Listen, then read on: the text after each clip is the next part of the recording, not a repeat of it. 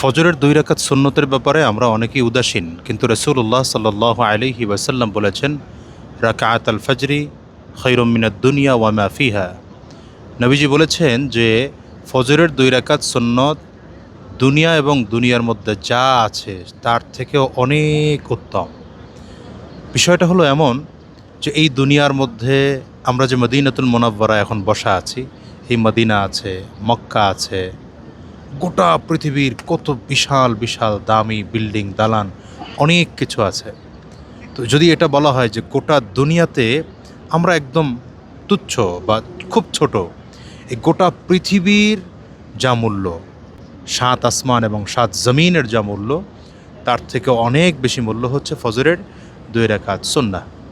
নবীজি সাল্লাল্লাহু আলাইহি ওয়াসাল্লাম খুব ছোট ছোট সূরা দিয়ে ফজরের সুন্নাহ পড়তেন।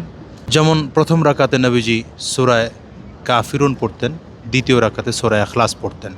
এভাবে করে ছোট ছোট সূরা দিয়ে নবীজি সুন্নাহ পড়তেন, ফজরের সুন্নাহ। এজন্যে ফজরের সুন্নাত আমরা অত্যন্ত গুরুত্ব সহকারে আদায় করব। আল্লাহ তাআলা আমাদেরকে তৌফিক দান করুন।